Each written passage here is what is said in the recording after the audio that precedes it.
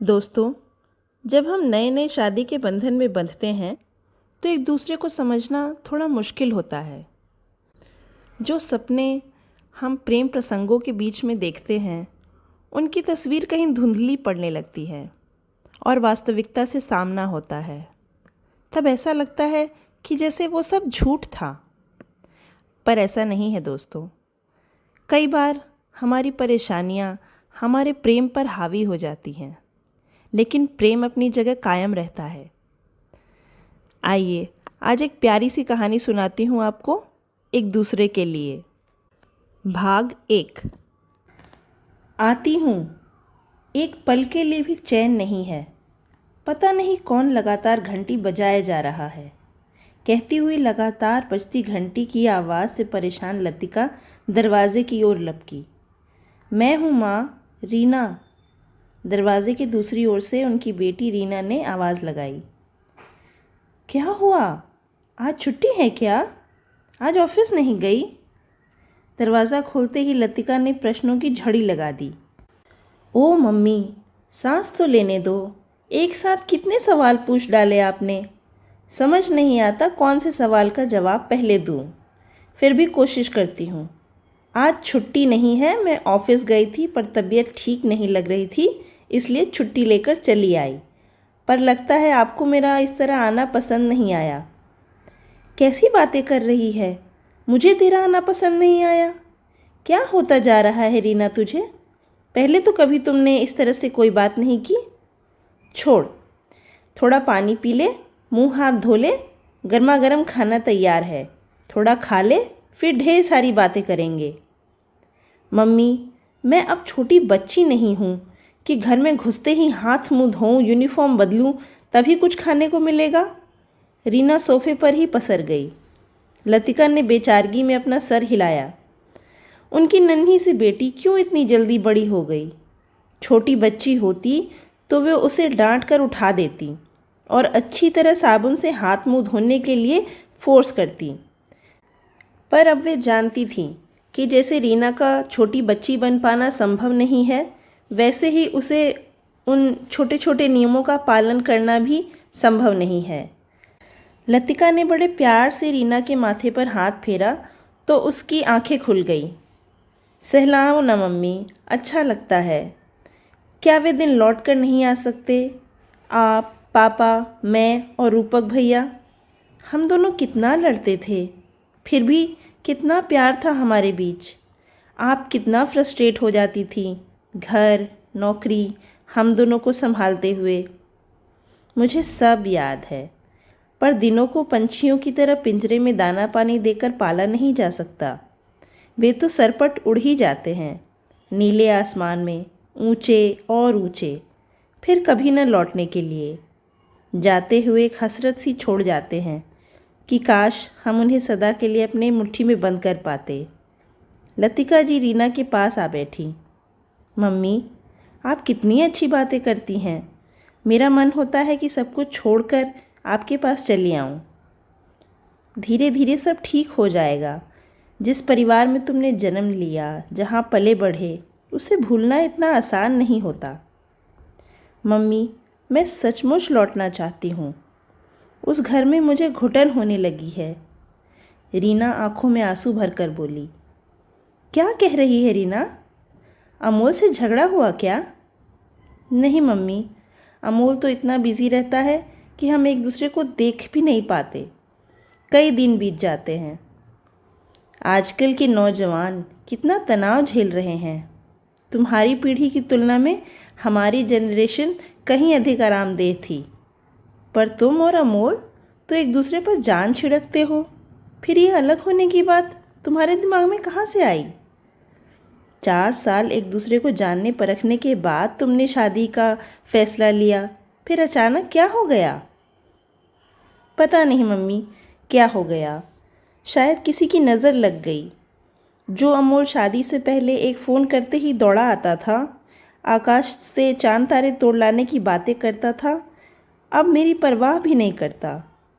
शादी से पहले तुम लोग सप्ताह में 1-2 बार मिलते थे।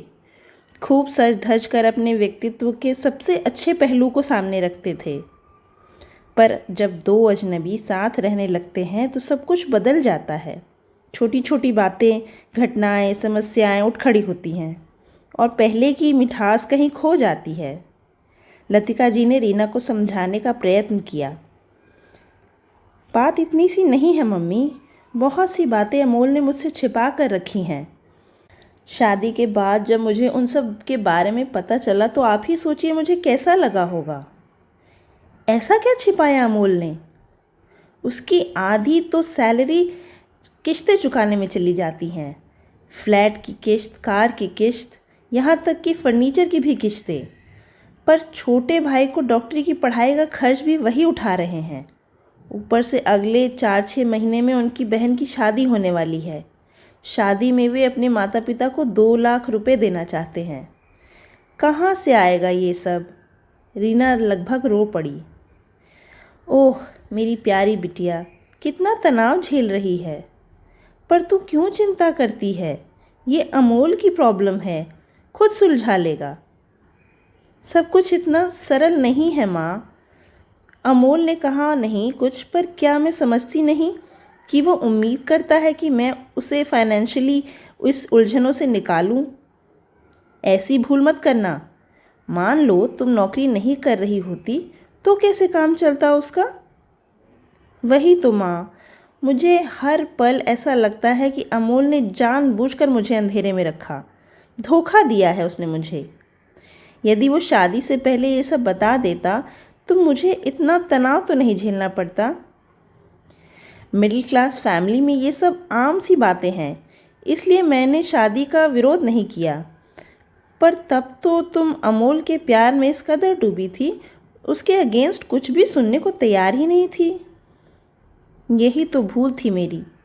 शादी से पहले अमोल कितना चुस्त दुरुस्त लगता था, पर अब उसके व्यक्तित्व का आकर्षण न जाने कहाँ खो गया है। भूल जा सब। चल, गर्मा गर्म खाना तैयार है, थोड़ा सा खा ले और आराम कर। लतिका जी ने आग्रह किया। पापा आएंगे ना, उन्हीं के साथ लंच करूँगी। अभी मन नहीं है। आज ऑफिस में पार्टी थी, काफ़ी कुछ खा पी लिया था, रीना ने कहा। कुछ ही देर में उसके पापा की कार की आवाज़ आई। पापा आ गए, रीना सोफे पर बैठते हुए बोली। लतिका जी मुस्कुरा दी। उन्हें आज भी याद था कि बचपन में रीना कैसे पापा आ गए की रट लगाते हुए फुदकती हुई सीढ़ियों से उतर जाती थी और अपने पापा राहुल का बैग उठाए उनकी उंगली पकड़ते हुए घर में प्रवेश करती थी। अरे रीना, यहाँ इस समय? आज छुट्टी है क्या बेटा? राहुल रीना को देखते ही मुस्कुराए। ओह फिर से नहीं पापा, मैं एक बार मम्मी के इन सारे सवालों का जवाब दे चुकी हूँ। रीना ने सिर पर हाथ रख लिया। चल नहीं पूछता कुछ, पर घर आने से पहले मुझे फ़ोन कर देती तो मैं तेरी पसंद की कसाटा आइसक्रीम ले आता। राहुल हंसे। आप कितने अच्छे हैं पापा, मेरे बारे में कितना सोचते हैं। रीना मुस्कुरा दी। नहीं पापा, पिछले 3 महीने से मैंने आइसक्रीम चखी तक नहीं। अमोल को तो होश ही नहीं रहता कि घर में क्या चल रहा है। रीना रुआसी हो उठी। इसमें इतना इमोशनल होने की बात नहीं है। तुम तो आत्मनिर्भर सशक्त 21वीं सदी की लड़की हो। जो खाने का मन हो स्वयं खरीद लाया करो। राहुल सच में हैरान हो उठे थे। उनकी तेज तर्रार और बुद्धिमान बेटी को अचानक क्या हो गया था जो हर बात पर रुआसी हो उठती थी। वही तो मैं समझा रही थी। 6 महीने हुए हैं शादी को और ये अभी से अलग होने की बात कर रही है। लतिका का गंभीर स्वर सुनकर राहुल चौंक गए। क्या?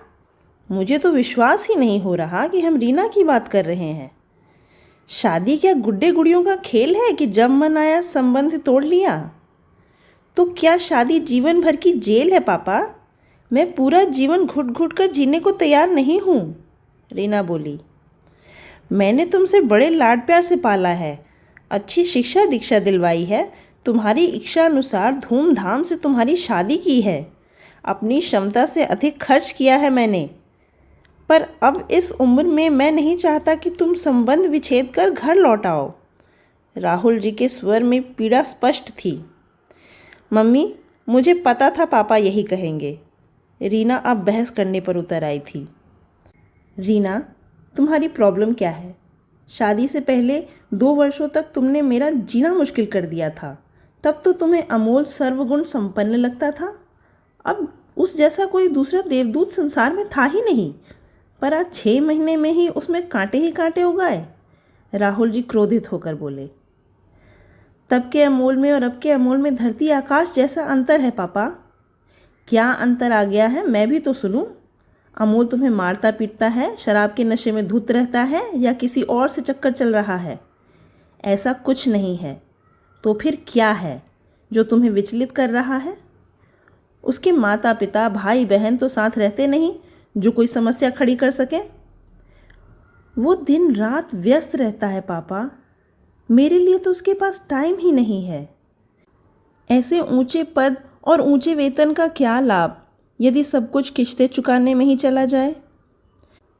किश्तें भी तो तुम्हारे लिए आराम के उपकरण जुटाने में ही जाती हैं।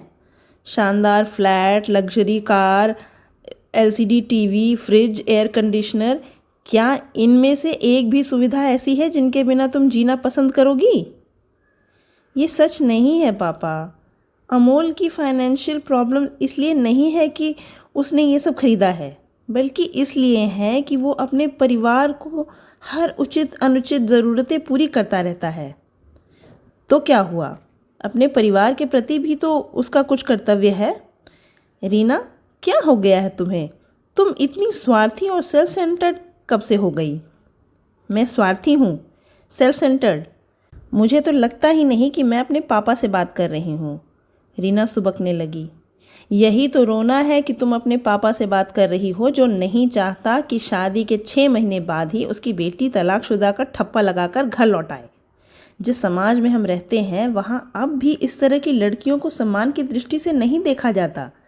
राहुल जी ने रीना को समझाने का एक और प्रयास किया, पर रीना एकदम से भड़क उठी। चलो अच्छा हुआ, इसी बहाने आपका असली चेहरा सामने आ गया। अब मेरी समझ में आ गया कि आपको अपनी बेटी से ज़्यादा समाज में अपनी इज्जत प्यारी है। कोई बात नहीं, मैं तो आप दोनों को अपना समझ कर चली आई थी, पर अब नहीं। ये लड़ाई मुझे अकेले ही और मैं खुद ही लड़ूंगी। मुझे नहीं चाहिए किसी की दया और सहानुभूति। रीना एक झटके से उठी और अपना पर्स उठाकर दरवाजे से बाहर चली गई। रीना सुन तो, लतिका जी ने पुकारा, खाना तो खाती जा। नहीं चाहिए आपका खाना, मैं जा रही हूँ। गुस्साई रीना अपना पर्स उठाकर दरवाजे की ओर बढ़ गई। तुम्हें नहीं खाना तो जाने दो, मुझे तो खा लेने दो, ज़ोर से भूख लगी है। फिर मैं तुम्हें घर छोड़ दूँगा, अमोल से भी मिल लूँगा, पता तो चले कि क्या चल रहा है तुम दोनों के बीच। राहुल जी मुस्कुराए, पर तब तक रीना सीढ़ियाँ उतर चुकी थी। क्या करते हो, बिना खाए ही चली गई। बेचारी इंतज़ार कर रही थी कब से आपका। लतिका जी दरवाजे की ओर लपकी, पर तब तक रीना ऑटो में बैठकर जा चुकी थी। कब से कह रही थी पापा के साथ खाना खाऊंगी, पर आप तो आते ही बरस पड़े। लतिका रुआसे स्वर में बोली। यदि नवविवाहित पुत्री एक ही रट लगाने लगे कि अपने पति से अलग होना चाहती है, तो एक पिता को क्या करना चाहिए लतिका? चिंता मत करो, अपने घर ही तो गई है, भूखी नहीं रहेगी। चलो तुम तो खाना खा लो। राहुल जी ठंडे स्वर में बोले।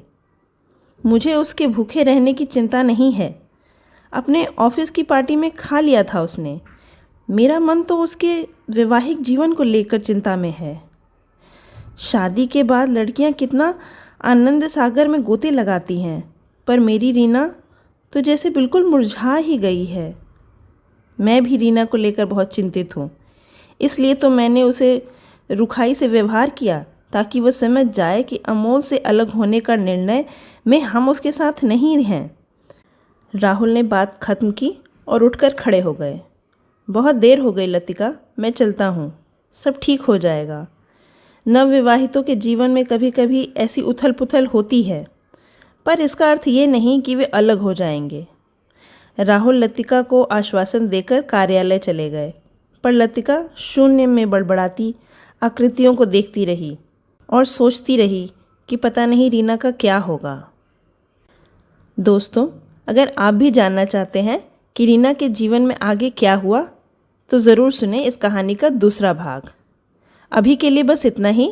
अगर कहानी अच्छी लगी हो तो एक लाइक ज़रूर कीजिएगा और ऐसी ही कहानियाँ सुनने के लिए मेरे चैनल को सब्सक्राइब कीजिए। अभी के लिए धन्यवाद दोस्तों। Good night.